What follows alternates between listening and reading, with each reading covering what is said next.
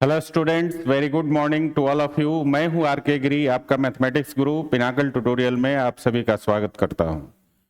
बच्चों, पिछले लेक्चर में हमने फंक्शन शुरू किया था, जिसमें हम लोगों ने पढ़ा था कि फंक्शन क्या होता है, फंक्शन की संख्या कितनी होती है, अगर दो सेट्स दिया हुआ है तो, है ना, उस पर टोटल नंबर ऑफ फंक्शंस जितने भी डिफाइंड होते हैं उसकी संख्या निकालना सीखा था।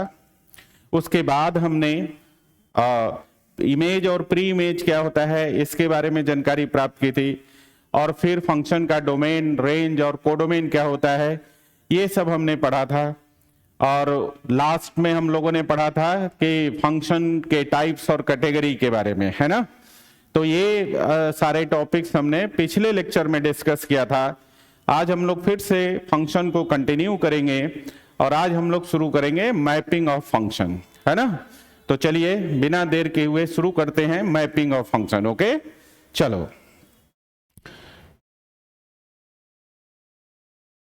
तो आज के लेक्चर में हम लोग क्या क्या पढ़ेंगे ये थोड़ा सा जान लेते हैं, है ना। तो बच्चों देखिए, आज हम लोग पढ़ने वाले हैं 1-1 और इंजेक्टिव मैपिंग क्या होता है ना। ये मैपिंग का प्रकार है। पिछले लेक्चर में 8 प्रकार के मैपिंग्स हमने डिस्कस किया था, उसमें से ये पहला है आपका 1-1 और इंजेक्टिव मैपिंग, ठीक है। उसके बाद मेथड्स टू चेक 1-1 और इंजेक्टिविटी। 1-1 और इंजेक्टिव मैपिंग को चेक करने के कौन कौन से मेथड होते हैं वो सारे मेथड्स आज हम लोग डिस्कस करेंगे। ओके, फिर हम लोग पढ़ेंगे टोटल नंबर ऑफ 1-1 और इंजेक्टिव मैपिंग, है ना। अगर दो सेट्स दिया रहेगा आपको तो सेट ए से सेट बी पर टोटल नंबर ऑफ 1-1 और इंजेक्टिव मैपिंग्स हम लोग निकालेंगे, है ना। ए से बी में कितने 1-1 और इंजेक्टिव मैपिंग डिफाइंड होंगे उसकी संख्या निकालना सीखेंगे आज, ठीक है। चलिए, अगला है आपका मेनी वन मैपिंग क्या होता है।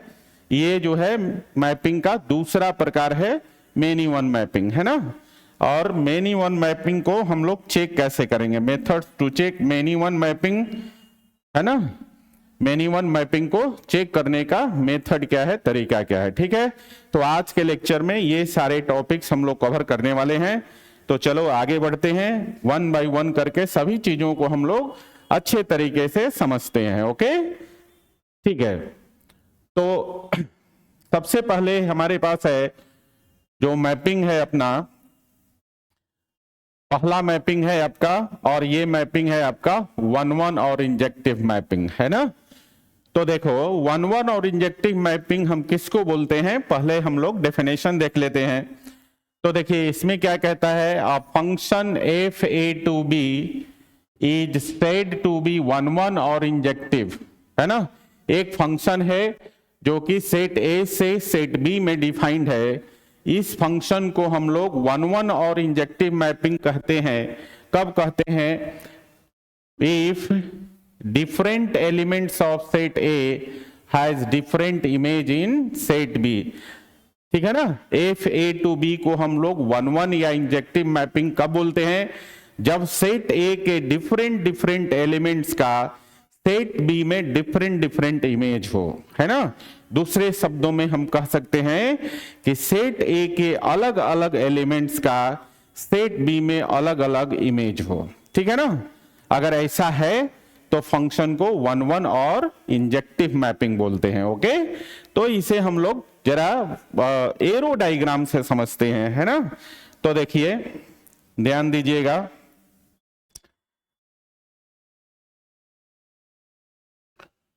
देखिए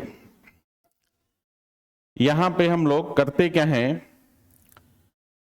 कि दो सेट लेते हैं, ठीक है। एक सेट ए ले लिया, दूसरा हम लोग सेट ले लेते हैं, दूसरा सेट हम लोग बी ले लेते हैं,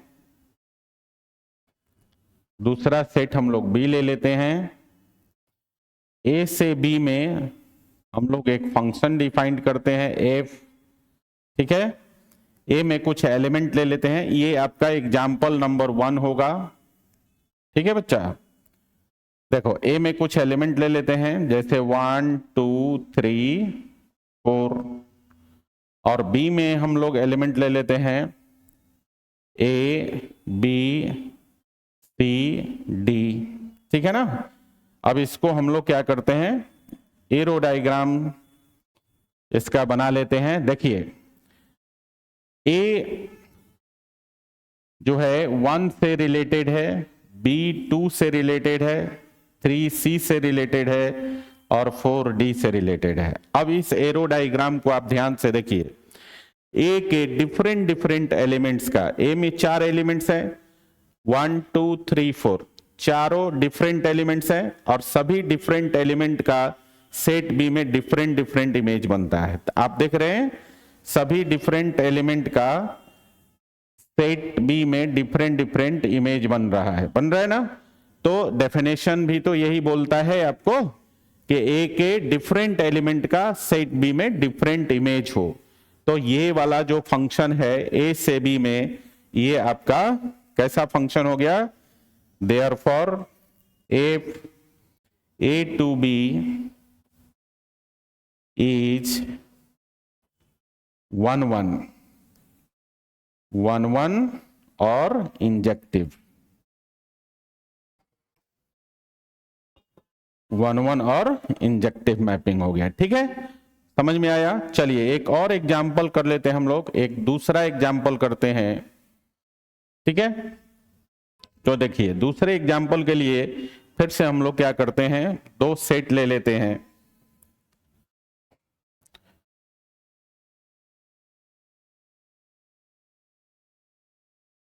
ये सेट हो गया अपना ए, एक सेट और ले लेते हैं,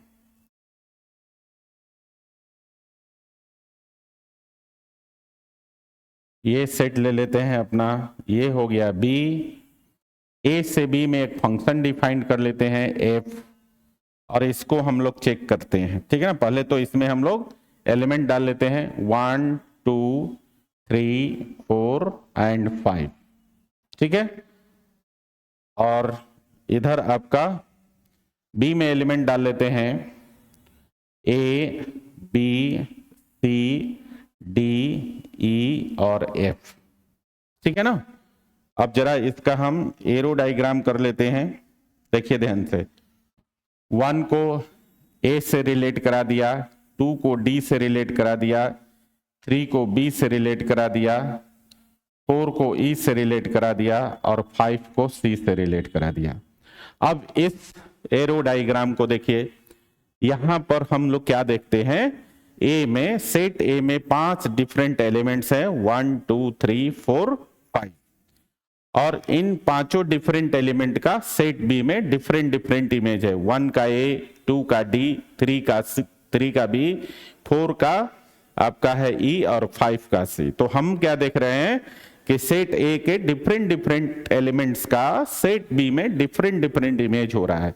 तो ये भी ए से बी में, यहां पर जो एफ है ए से बी में, ये भी आपका 1 1 और इंजेक्टिव मैपिंग हुआ। ओके, तो इंजेक्टिव मैपिंग या 1 1 मैपिंग आपको समझ में आ गया बच्चा।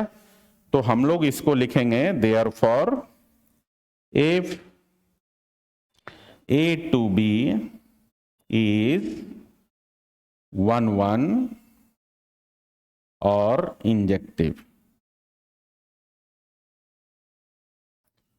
1 1 और इंजेक्टिव। क्लियर है।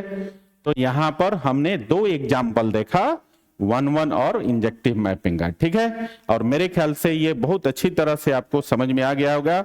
चलते हैं आगे हम लोग। ठीक है, चलिए आगे बढ़ते हैं बच्चा। अब यहां पर है आपका, यहां पर हम लोग क्या देखने वाले हैं, मेथड्स टू चेक 1 1 और इंजेक्टिविटी, है ना।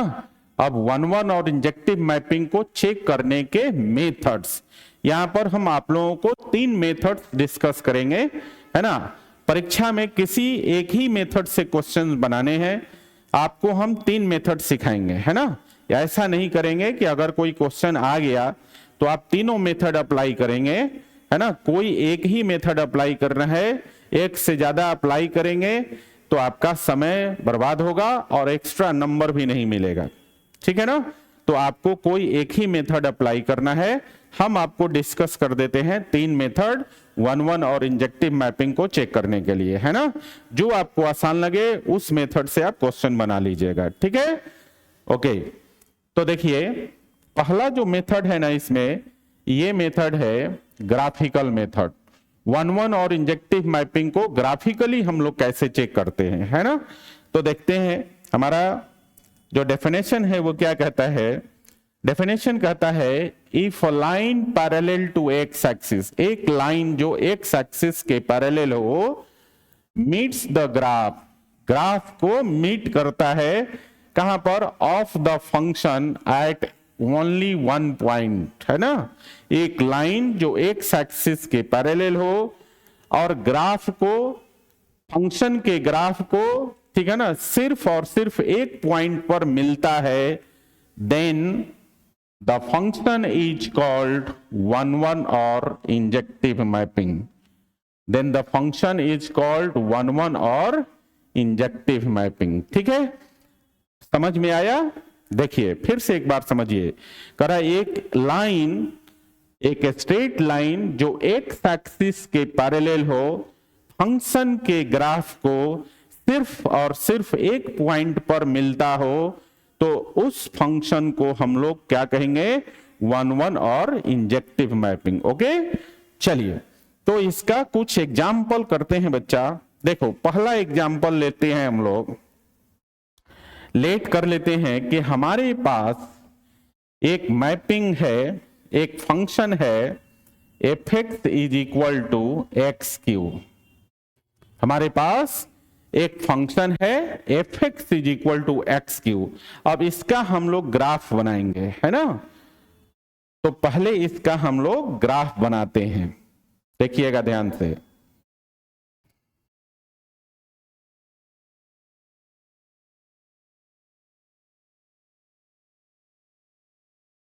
ये आपका एक्स एक्सिस हो गया बच्चा,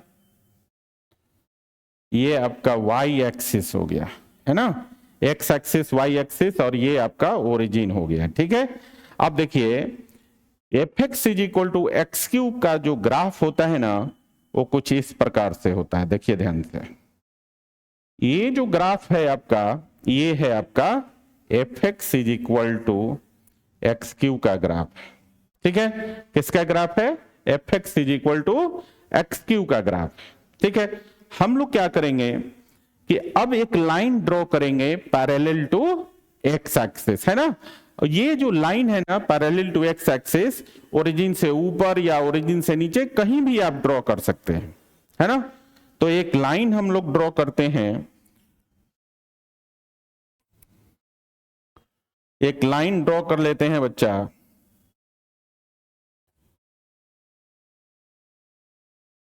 एक लाइन ड्रॉ करेंगे और वो लाइन हम लोग ले लेते हैं, देखिए यहां पर ओरिजिन से नीचे ड्रॉ कीजिए। ये अपना लाइन है जो एक्स एक्सिस के पैरेलल है, एक्स एक्सिस के पैरेलल लाइन ड्रॉ किया। और हमने क्या देखा कि ये जो लाइन है ना, यहां पर देखिए ध्यान से, सिर्फ और सिर्फ एक पॉइंट P पर मिलता है ना। तो आप कोई भी लाइन जो कि एक्स एक्सिस के पैरेलल हो, आप यहां ड्रॉ करेंगे कहीं भी, चाहे ओरिजिन के नीचे हो चाहे ओरिजिन के ऊपर हो, ये जो लाइन है पैरेलल टू एक्स एक्सिस, इस ग्राफ को सिर्फ और सिर्फ एक ही पॉइंट पर मिलेगा, है ना। आप इसको घर पे ड्रॉ करके देखिएगा, कोई दूसरी लाइन तीसरी लाइन लेकर, है ना, आप देखेंगे कि सिर्फ और सिर्फ एक ही पॉइंट पर मिलेगा। इसलिए ये फंक्शन जो होगा आपका 1-1 और इंजेक्टिव होगा। क्लियर है। तो ये था आपका ग्राफिकली हम किसी फंक्शन को कैसे चेक करेंगे कि 1-1 और इंजेक्टिव है, ठीक है। तो यहां पर आपने देख लिया, ये जो fx is equal to x cube का ग्राफ था, ये 1-1 और इंजेक्टिव है। तो हम लिख सकते हैं 10 fx is equal to x cube is 1-1 और इंजेक्टिव, ठीक है बच्चा। ये हमारा जो फंक्शन है वो 1-1 और इंजेक्टिव हो गया। चलिए एक और एग्जाम्पल हम लोग लेते हैं, इधर देख लीजिए, और इसमें हम लोग ले लेते हैं f x is equal to e to the power x. ठीक है, ये हमारे पास एक दूसरा फंक्शन है f x is equal to e to the power x. अब e to the power x का ग्राफ ड्रॉ करते हैं, तो देखिएगा ध्यान से,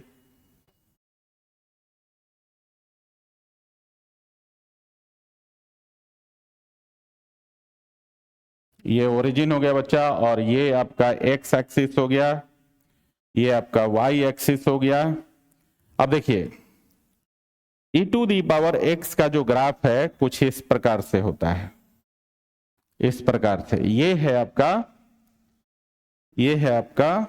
F x is equal to e to the power x का ग्राफ है ना। यहां पर जो वाई एक्सिस को काटता ही ये ओरिजिन से 1 यूनिट ऊपर वाई एक्सिस को काटता है ना। अब हमें क्या करना है, अब हमें ग्राफिकली चेक करने के कंडीशन पर आना है ना। तो ग्राफिकली क्या कहता है कि एक लाइन ड्रॉ करना है, और वो लाइन आपको एक्स एक्सिस के पैरेलल ड्रॉ करना है, और देखना है कि क्या वो लाइन इस फंक्शन के ग्राफ को सिर्फ और सिर्फ एक पॉइंट पे काटता है। अगर सिर्फ और सिर्फ एक पॉइंट पे काटेगा तो फंक्शन 1 1 और इंजेक्टिव हो जाएगा। अगर एक से ज्यादा पॉइंट पे काटेगा तो फंक्शन मेनी 1 हो जाएगा। तो हमें सिर्फ चेक करना है यहां पर 1 1 और इंजेक्टिव होने का केस है ना। तो एक लाइन ड्रॉ करेंगे बच्चा हम लोग एक्स एक्सिस के पैरेलल। तो देखिए ये लाइन है अपना, ये लाइन हमने ड्रॉ किया, और क्या देखा कि ये जो लाइन है इस फंक्शन के ग्राफ को सिर्फ और सिर्फ एक पॉइंट P पर ही काटता है, P पर ही मिलता है। तो ये वाला फंक्शन भी आपका f x is equal to x e to the power x का एक्स भी आपका 1 1 और इंजेक्टिव फंक्शन हो गया। ओके, चलिए तो इसे हम लोग लिख लेते हैं 10 f x is equal to x cube is 1 1 1 1 और इंजेक्टिव। ठीक है, तो ये जो फंक्शन है f x is equal to e to the power x, sorry यहां पे हमने लिख दिया है x cube, f x is equal to होगा आपका e to the power x. तो ये function f x is equal to e to the power x भी 1 1 और इंजेक्टिव होगा। अब जरा एक बात समझिए, अगर मान लीजिए कि ये जो एक्स एक्सिस के पैरेलल लाइन ड्रॉ कर रहे हैं ये एक से ज्यादा पॉइंट पे काट दे, तो आपको क्या कहना है कि जब एक्स एक्सिस के पैरेलल कोई लाइन हो और वो दिए हुए फंक्शन के ग्राफ को एक से ज्यादा पॉइंट पे काट दे तो फंक्शन मेनी 1 हो जाता है, 1 1 और इंजेक्टिव नहीं रहता है। ठीक है ना, तो इस बात को ध्यान रखना है आपको। ओके, चलिए आगे बढ़ते हैं। तो आप समझ गए कि 1 1 और इंजेक्टिव फंक्शन को ग्राफिकली हम लोग कैसे चेक करते हैं। ठीक है ना, चलिए आगे बढ़ते हैं। चलिए अगला मेथड है अपना, अगला जो मेथड है वो है थ्योरेटिकल मेथड, है ना।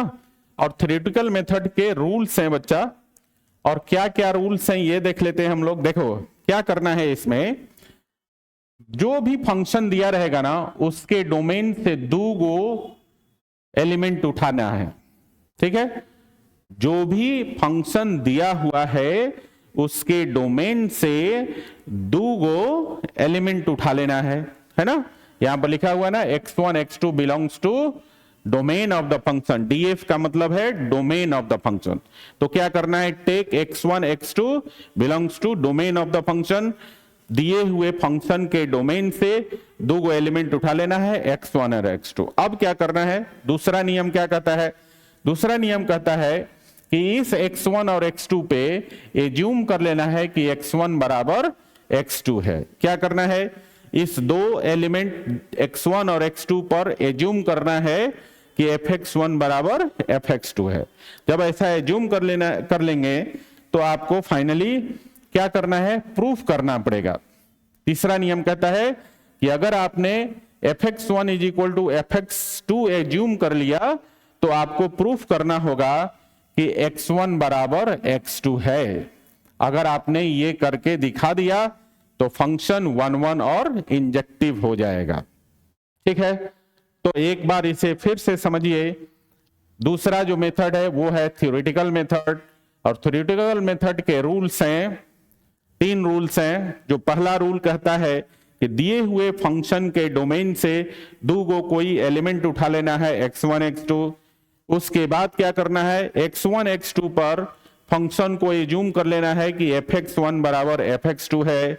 और अगर आपने एज्यूम कर लिया fx1 बराबर fx2, तो तीसरे स्टेप में कहता है तो प्रूफ करके दिखाइए कि x1 बराबर x2 होगा। ठीक है ना।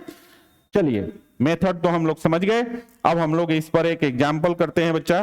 तो देखिए, यहां पर दिया हुआ है इफ fx is equal to x square. एक फंक्शन दिया हुआ है fx is equal to x square. ठीक है, और x को कहता है कि नेचुरल नंबर है, x belongs to capital N। Capital N किसको डिनोट करता है बच्चा, कैपिटल N जो है नेचुरल नंबर को डिनोट करता है। ठीक है ना। तो x belongs to capital N, natural number है ना। देन कह रहा है कि then examine whether it is injective और नॉट। तो आपको जांच करना है कि ये जो फंक्शन है fx is equal to x square, जहां x नेचुरल नंबर है, ये फंक्शन आपका 1 और इंजेक्टिव है या नहीं है, ये इसकी जांच करनी है। ठीक है ना। तो चलिए हम लोग क्या करते हैं, देखिए यहां पर दिया हुआ है x belongs to natural number, है ना।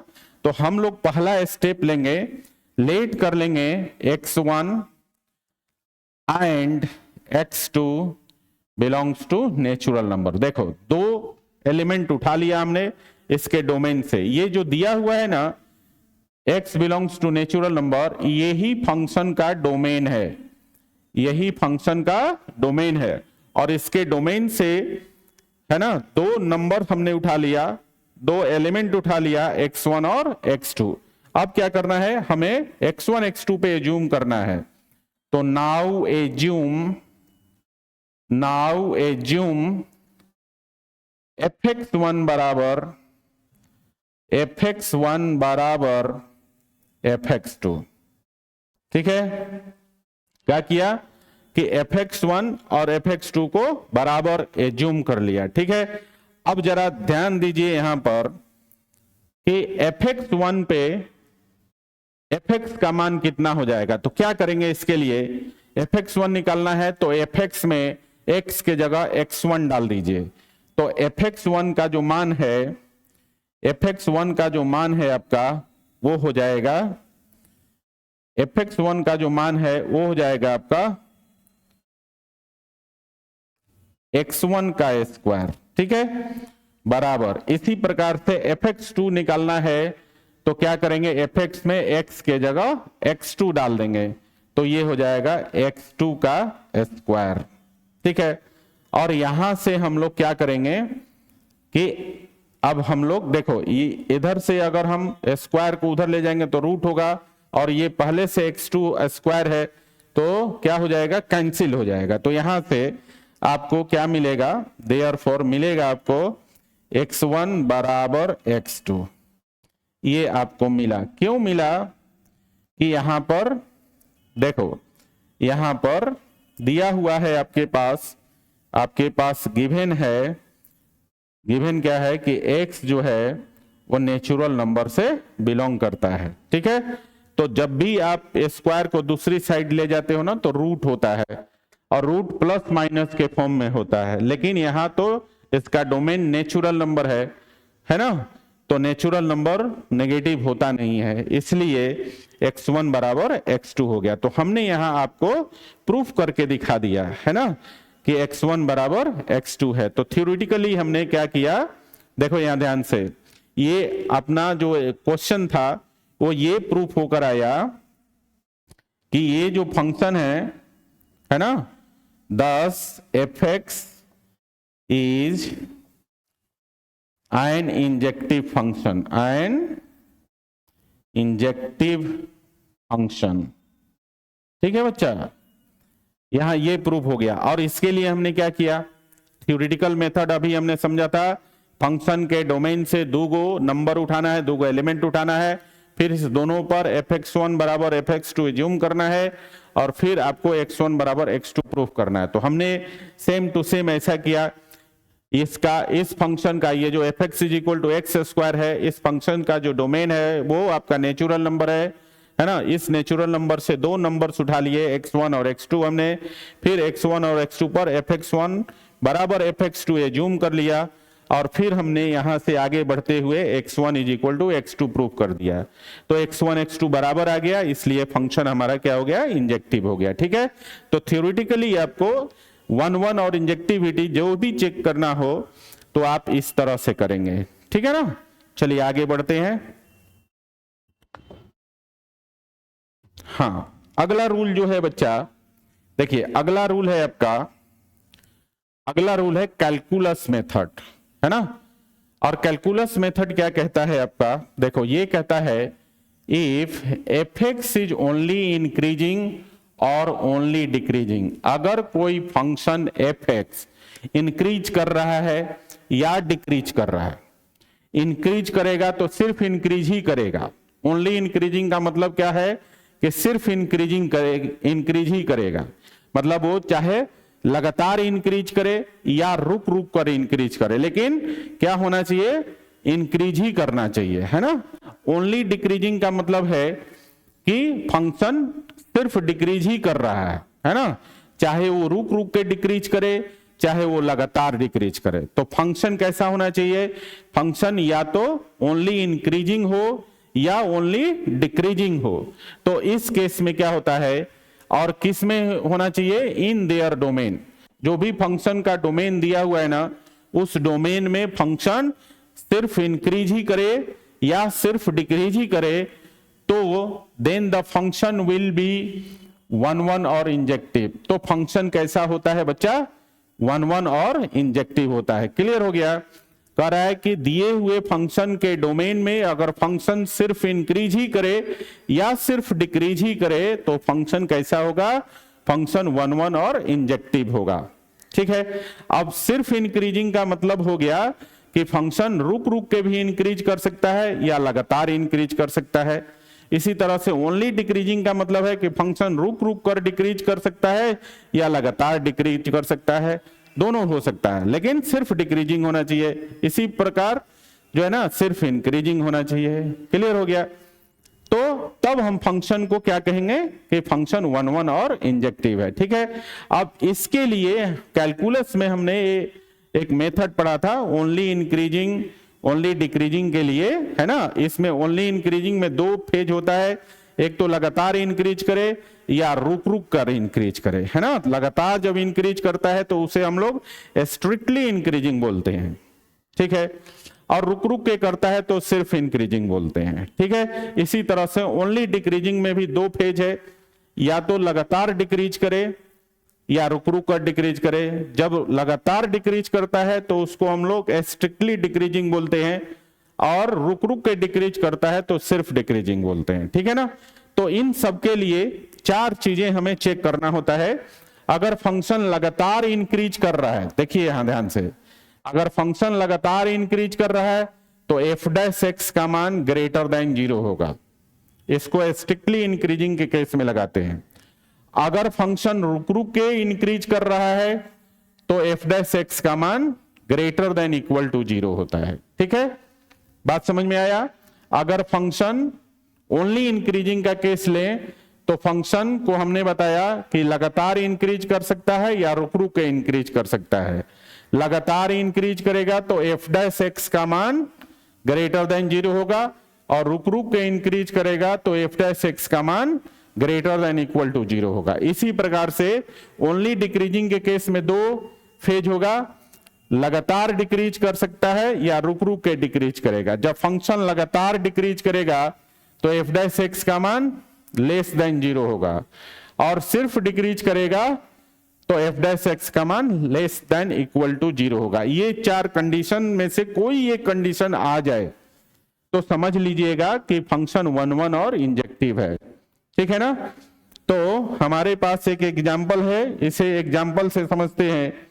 देखिए एग्जाम्पल में कह रहा है कि अगर हमारे पास if F x is equal to 3x + 5 है और x रियल नंबर से बिलोंग करता है, x belongs to real number, then examine whether it is injective और नॉट। तो आपको जांच करना है कि ये जो फंक्शन है f x is equal to 3x + 5, जहां x रियल नंबर है, क्या जांच करना है कि इंजेक्टिव है कि नहीं है। ठीक है, तो देखिए अकॉर्डिंग टू मेथड के अनुसार हम लोग क्या करेंगे कि हम ये जो आपके पास दिया हुआ फंक्शन है ना, गिवन फंक्शन आपके पास दिया हुआ है f x is equal to 3x + 5, ये दिया हुआ है ना।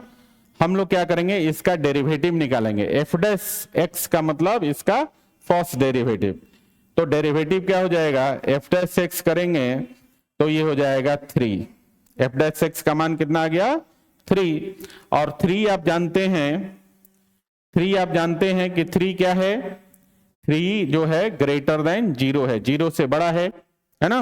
तो हम लिख सकते हैं यहां पर कि therefore F dash x is greater then 0। तो देखिए यहां पर एक केस आ गया अपना, एफ डैश एक्स का मान 0 से बड़ा है। देख लो यहां पर F dash x is greater then 0, तो फंक्शन यहां पर क्या हो रहा है, स्ट्रिक्टली इंक्रीज कर रहा है, मतलब लगातार इंक्रीज ही होते जा रहा है।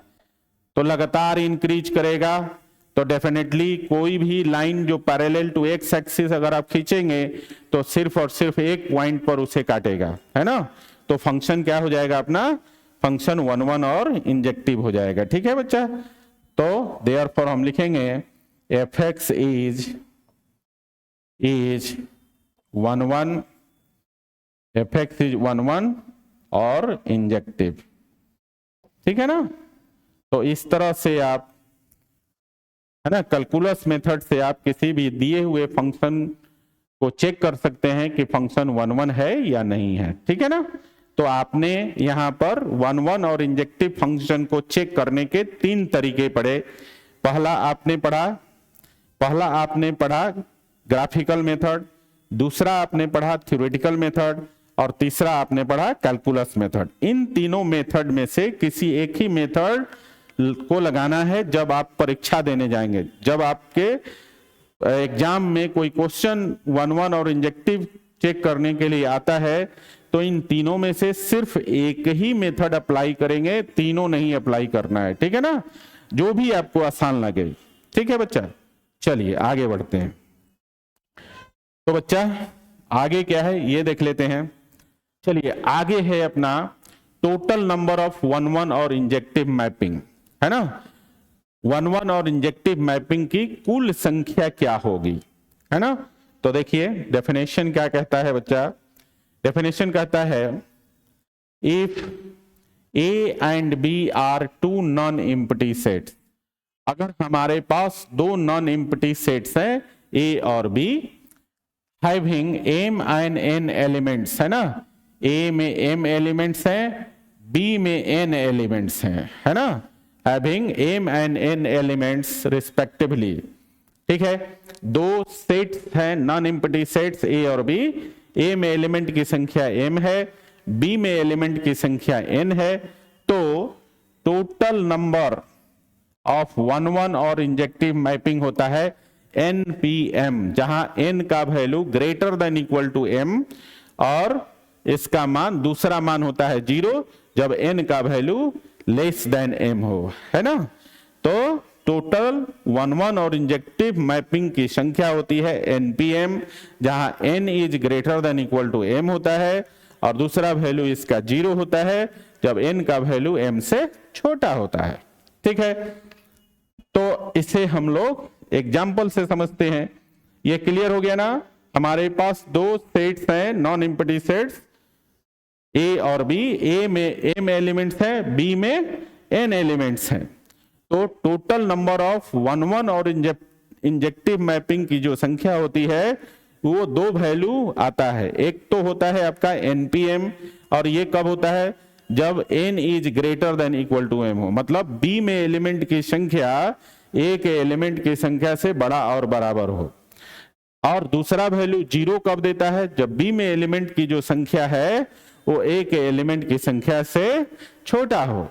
देखो बी में जो एलिमेंट की संख्या है ना, अगर ए के एलिमेंट से कम हो तो उस केस में 1-1 और इंजेक्टिव मैपिंग बनता ही नहीं है, और जब 1-1 और इंजेक्टिव मैपिंग बनेगा ही नहीं तो उसकी संख्या 0 ही होगी, है ना।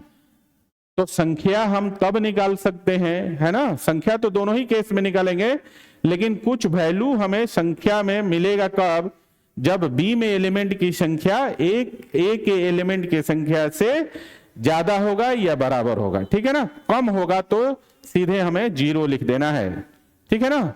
चलिए इसे एग्जाम्पल से समझते हैं। चलिए हमारे पास एग्जाम्पल है बच्चा, देखिए ध्यान से, हमारे पास एग्जाम्पल है ए एक सेट है जिसमें 3 एलिमेंट है 1 2 3, बी एक सेट है जिसमें 4 एलिमेंट है ए बी सी डी, है ना। तो आपको क्या निकालना है, then number of injective mappings from sets A to B, A से बी में कितने इंजेक्टिव मैपिंग्स होंगे 1-1 और इंजेक्टिव मैपिंग्स, उनकी संख्या निकालना है। तो देखो यहां पर आपके पास जो गिवन है, देखिएगा ध्यान से, जो गिवन है वो है आपका सेट ए और इसमें एलिमेंट है 1 2 3, ठीक है बच्चा। तो देखिए सेट ए में डेफिनेशन में क्या कहता है कि अगर सेट ए में m एलिमेंट है तो बच्चा यहां पर m की संख्या 3 है, मतलब सेट ए में एलिमेंट की संख्या 3 है। इसी तरह से एक दूसरा सेट दिया हुआ है b और b में एलिमेंट है a b c d, 4 element है ना। b में कितने एलिमेंट है, 4, तो इसका मतलब है n का वैल्यू 4 है, n का वैल्यू कितना है, 4 है, ठीक है ना।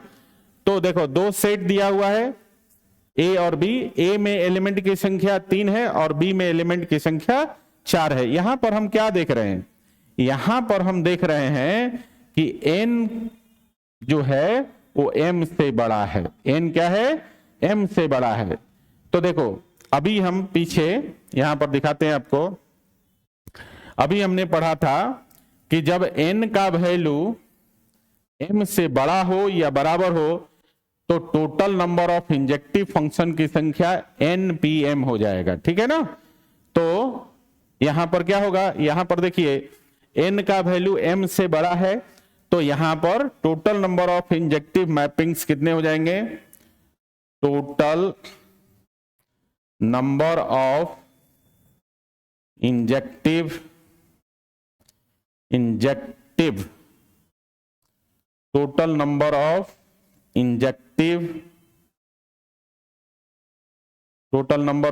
इंजेक्टिव मैपिंग्स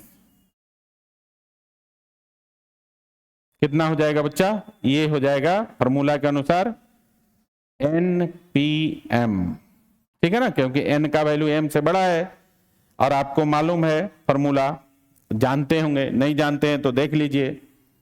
देखिए एक फॉर्मूला हम लोग पढ़ते हैं परमुटेशन का और वो होता है npr, और npr का वैल्यू होता है फैक्टोरियल n बटे n माइनस r का फैक्टोरियल, ठीक है ना। तो यहां पर npm है तो हम लोग क्या लिख सकते हैं बच्चा, इसको लिख सकते हैं फैक्टोरियल n बटे n माइनस m का फैक्टोरियल, ठीक है। अब यहां पर m और n का वैल्यू डाल देंगे, तो n का वैल्यू है 4 तो ऊपर हो जाएगा फैक्टोरियल 4 और नीचे हो जाएगा आपका 4 माइनस 3 का फैक्टोरियल, ठीक है। और ये आपका हो जाएगा अब फैक्टोरियल 4 बटे फैक्टोरियल 1, ठीक है।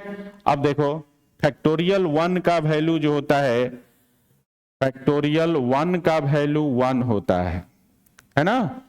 और फैक्टोरियल 4 को देखो, फैक्टोरियल 4 को हम क्या लिखते हैं, फैक्टोरियल n का डेफिनेशन होता है n नेचुरल नंबर के, फर्स्ट n नेचुरल नंबर के प्रोडक्ट, जैसे हम बोलते हैं ना फैक्टोरियल n, फैक्टोरियल n का मतलब क्या है, n नेचुरल नंबर का प्रोडक्ट। तो इसी प्रकार से अगर हमें फैक्टोरियल 4 है हमारे पास, तो क्या बोलेंगे, फर्स्ट 4 नेचुरल नंबर का प्रोडक्ट। तो फैक्टोरियल 4 निकालना है, इसका मतलब क्या हो गया, फर्स्ट 4 नेचुरल नंबर का प्रोडक्ट। तो 4 into 3 into 2 into 1, first 4 natural numbers का प्रोडक्ट हो गया। और ये हो गया 4 तिया 12, 12 दूनी 24। तो फैक्टोरियल 4 का वैल्यू कितना हो गया बच्चा, 24। तो कितना हो गया, ऊपर हो गया 24 फैक्टोरियल 4 का मान, और नीचे हो गया फैक्टोरियल 1 का मान 1। तो 24/1 कितना होता है, 24। ठीक है, तो ए से बी में टोटल 1 और इंजेक्टिव मैपिंग कितने आएंगे, 24 होंगे। ठीक है ना, तो फॉर्मूला भी क्लियर हो गया। चलिए आगे हम लोग समझते हैं, आगे एक और एग्जांपल समझते हैं। जब बी में एलिमेंट की संख्या जो है ना, ए के एलिमेंट की संख्या से कम हो जाए। ठीक है ना, दो प्रकार के कंडीशन था ना, टोटल नंबर ऑफ 1 और इंजेक्टिव मैपिंग निकालने के दो कंडीशन था। पहला कंडीशन था जब एन का वैल्यू, मतलब सेट बी में एलिमेंट की संख्या सेट ए के एलिमेंट की संख्या से बड़ा और बराबर हो, और दूसरा कंडीशन था कि जब सेट बी का एलिमेंट सेट ए के एलिमेंट से कम हो। तो बड़ा और बराबर वाला N is greater than equal to वाला कंडीशन हमने यहां पे कर लिया। अब N is less than M का हम कंडीशन करेंगे। ठीक है ना, तो आगे बढ़ते हैं। देखिए अगला जो हमारे पास एग्जाम्पल दिया है बच्चा, लेट ए, हमारे पास एक सेट है, ए एक सेट है, और यहां पर देखेंगे सेट ए में 4 एलिमेंट है। सेट ए में 4 एलिमेंट है ना, 1 2 3 4, है ना। तो यहां पर m का वैल्यू 4 है। ठीक है, यहां दूसरा सेट दिया है सेट बी। देखो सेट बी में 3 एलिमेंट्स हैं, ए बी सी।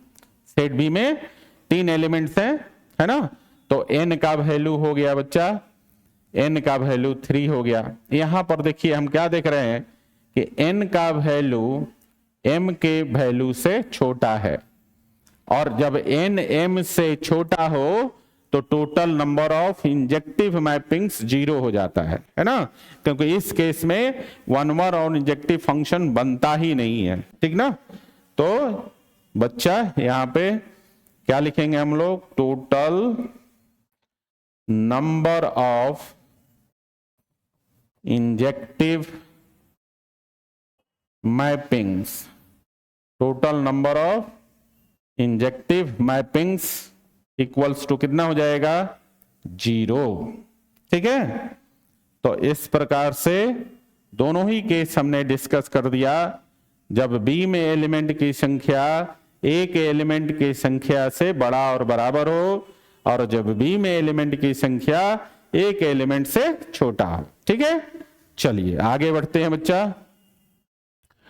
चलिए आगे है आपका मेनी वन मैपिंग, है ना। ये मैपिंग का दूसरा प्रकार है। पहला प्रकार हमने क्या पढ़ा था, 1 और इंजेक्टिव मैपिंग। ठीक है, दूसरा प्रकार है अपना मेनी वन मैपिंग, है ना।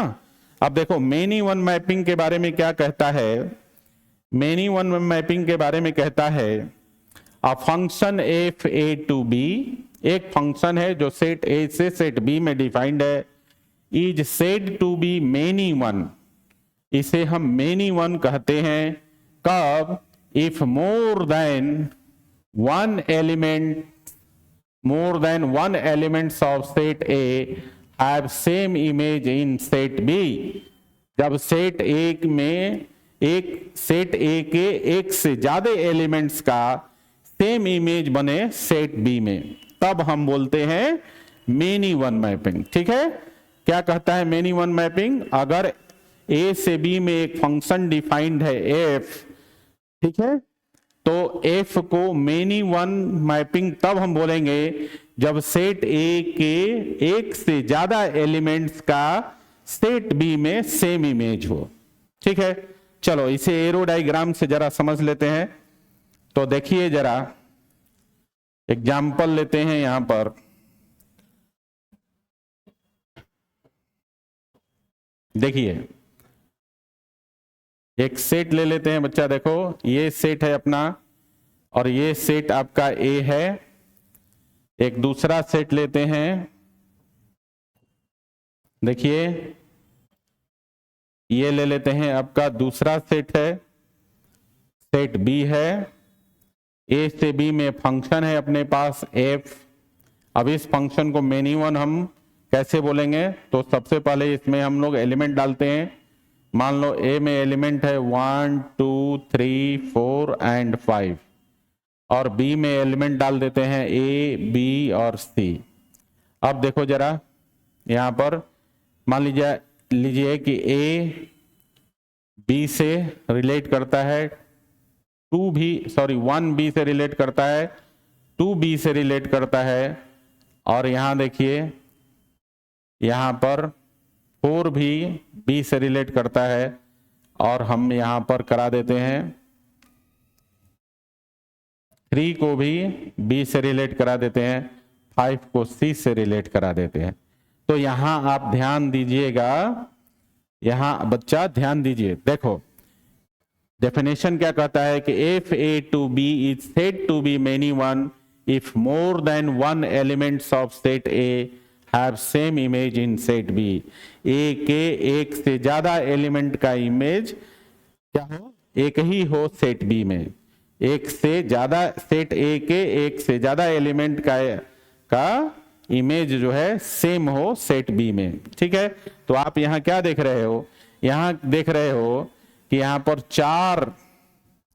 चार एलिमेंट 1 2 3 और 4 का सेम इमेज है बी, है ना। तो एक से ज्यादा एलिमेंट का सेम इमेज है यहां पर, ठीक है। तो ये जो फंक्शन है आपका कैसा हो गया बच्चा, ये हो गया many one mapping, many one mapping हो गया। क्लियर, बात समझ में आया। चलिए अच्छी बात है।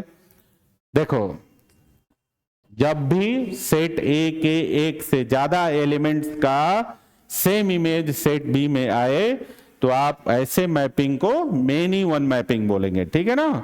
चलो ये आपका एग्जाम्पल नंबर 1 था, ठीक है। अब हम लोग एक और एग्जाम्पल करते हैं, तो एग्जाम्पल नंबर 2 देख लीजिए। इसके लिए भी हम लोग 2 गो सेट ले लेते हैं। देखिए ये है अपना सेट ए, और एक सेट और ले लेते हैं, एक सेट और ले लेते हैं। देखिए इधर ये है अपना सेट बी। ए से बी में एक फंक्शन डिफाइन कर लेते हैं एफ। ए में एंट्री कर लेते हैं जरा 1 2 3 4 5 6, और बी में एंट्री कर लेते हैं, इधर कर लेते हैं ए एंड बी, ठीक है। तो देखिए जरा यहां पर इसको जरा रिलेट भी करा देते हैं। 1 2 और 3 ये तीनों ए से रिलेटेड है, 4 5 और 6 ये तीनों बी से रिलेटेड हैं।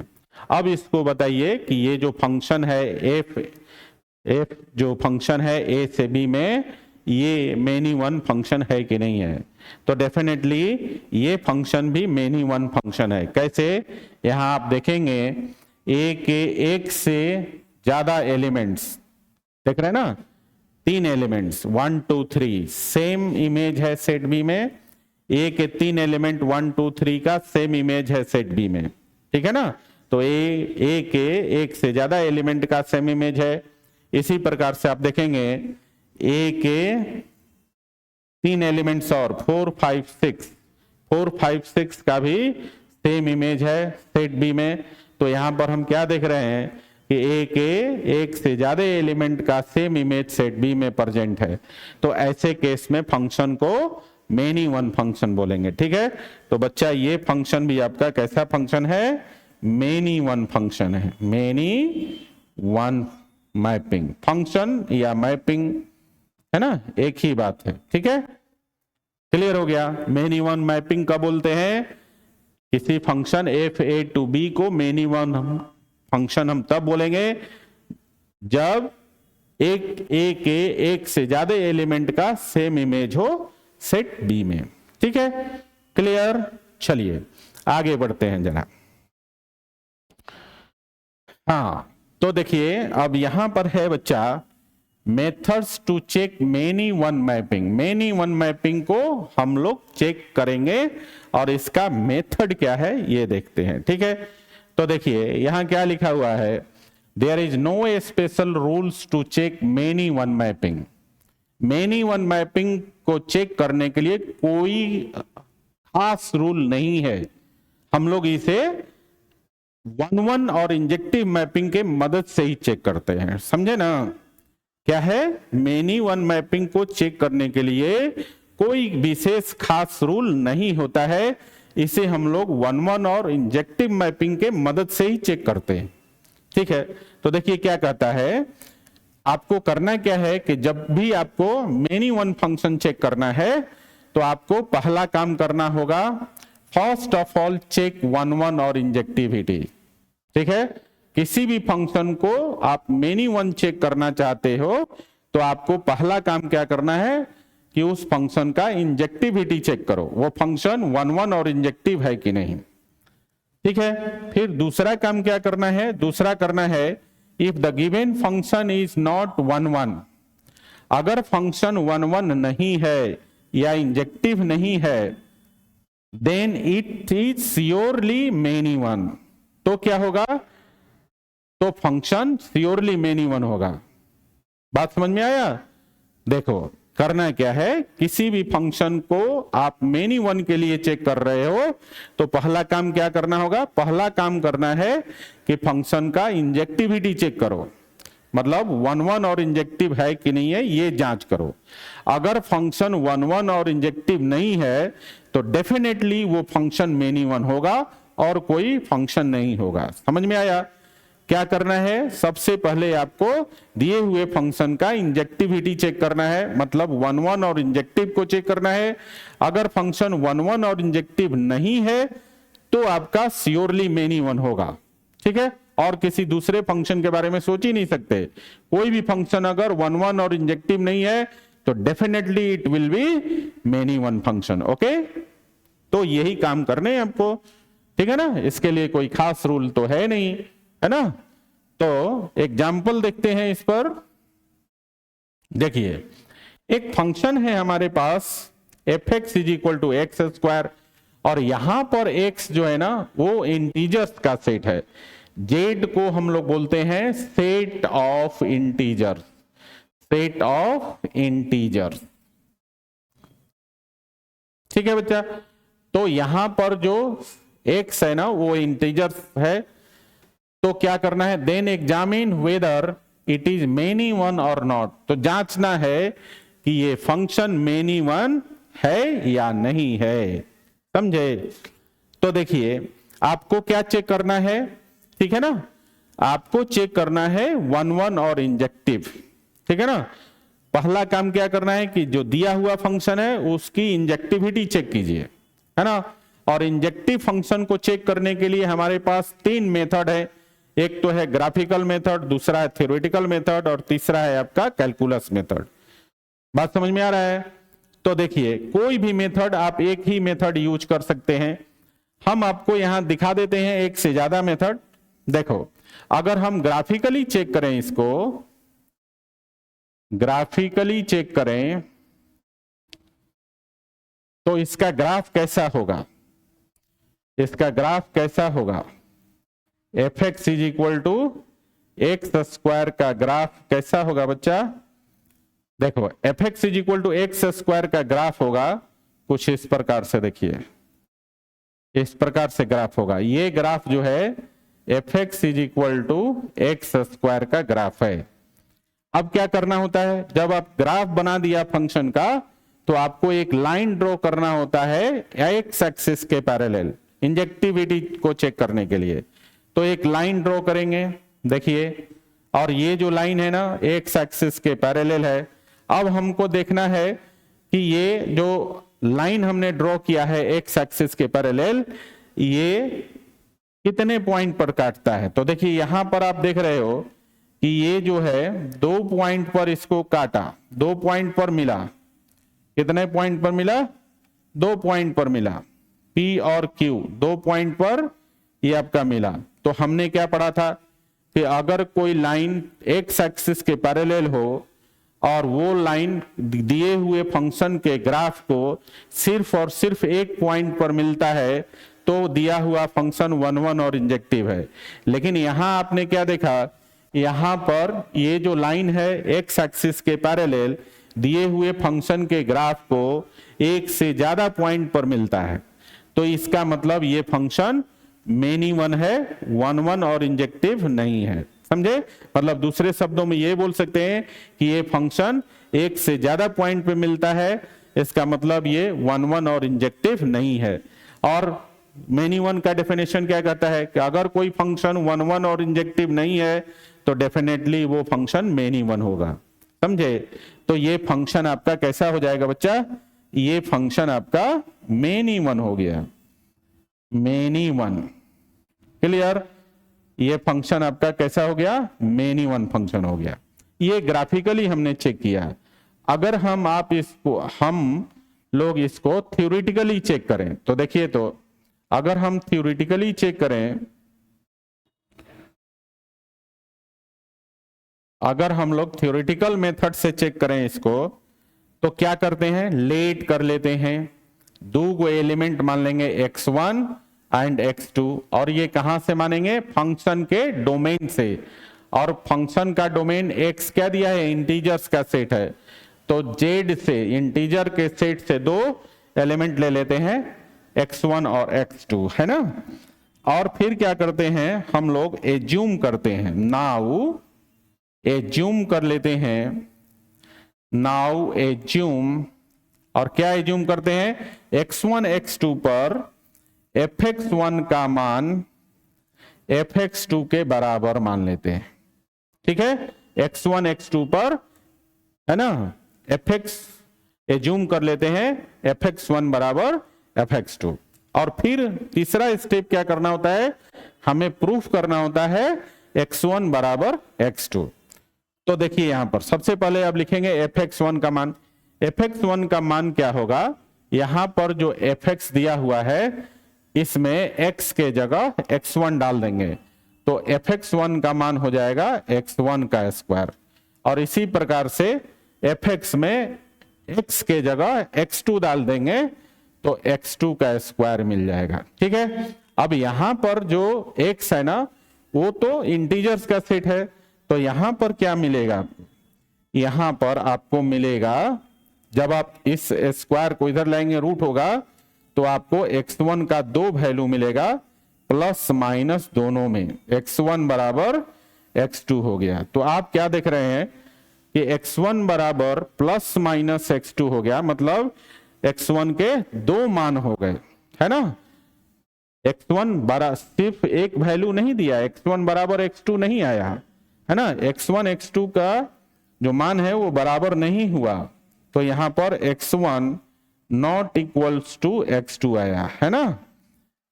जब बराबर होता, x1 बराबर x2 होता, तब जाके ये फंक्शन 1 1 और इंजेक्टिव कहलाता। लेकिन यहां पर x1 के 2 मान आ गए, प्लस में भी और माइनस में भी, मतलब x1 x2 के बराबर नहीं हुआ, है ना। और ये 2 क्यों आया? इसलिए आया कि x जो है ना वो इंटीजर्स है, x जो है वो इंटीजर्स है, इसलिए x1 के 2 मान आ गए, एक प्लस में और एक माइनस में, और x1 x2 बराबर नहीं हुआ। ठीक है? तो इसका मतलब ये हुआ कि एक से ज्यादा, मतलब 2 एलिमेंट का सेम इमेज हो गया, है ना। प्लस x2 और माइनस x2 दोनों का सेम इमेज x1 होगा, समझ रहे हैं। मतलब एक से ज्यादा एलिमेंट का सेम इमेज बन रहा है, तो ये फंक्शन कैसा बना? मेनी वन फंक्शन बना। ठीक है ना। और थ्योरेटिकल कंडीशन के अनुसार x1 x2 बराबर होता है तब 1 1 इंजेक्टिव होता है, अगर बराबर नहीं है तो 1 1 और इंजेक्टिव नहीं होगा, तो क्या होगा? डेफिनेटली वो मेनी वन होगा। तो फंक्शन आपका मेनी वन हो गया, फंक्शन आपका मेनी वन हो गया। बात आ गई समझ में? तो मेनी वन फंक्शन को जांच करने के लिए कोई विशेष रूल नहीं है बच्चा, आपको इंजेक्टिव चेक करना है, 1 और इंजेक्टिविटी को चेक करना है। अगर फंक्शन 1 इंजेक्टिव नहीं है तो आप समझ लीजिए डेफिनेटली फंक्शन मेनी वन है, ठीक है ना। और हमने दो तरीका से इसे चेक करके बताया भी है ना, एक तो ग्राफिकली इसको चेक कर दिया और दूसरा हमने इसको थ्योरेटिकली चेक कर दिया। एक और मेथड बताया था आपको कैलकुलस मेथड से, आप चाहें तो उसे भी चेक कर सकते हैं, जो आपको अच्छा लगे उसमें से सिर्फ एक ही मेथड अप्लाई करना है आपको, है ना, सारे नहीं लगाना है। यहां हमने आपको दो तरीकों से बता दिया है ना। तो आगे बढ़ते हैं, ये आपका हो गया है ना, मेनी वन फंक्शन क्या है और मेनी वन फंक्शन को चेक करने का तरीका क्या है, ठीक है बच्चा। तो इस प्रकार से आज का लेक्चर बच्चा यहीं पर समाप्त करता हूं। बाकी के जो मैपिंग्स है ना उसे हम लोग नेक्स्ट लेक्चर में करेंगे। देखो आज हमने दो ही मैपिंग्स किए, एक तो किया 1 और इंजेक्टिव मैपिंग और दूसरा किया मेनी वन मैपिंग, है ना। बाकी के जो 6 मैपिंग्स हैं वो सारे के सारे हम लोग नेक्स्ट लेक्चर में करेंगे, ठीक है। तो आज के लिए इतना ही, मिलते हैं हम लोग नेक्स्ट लेक्चर में, तब तक के लिए बाय।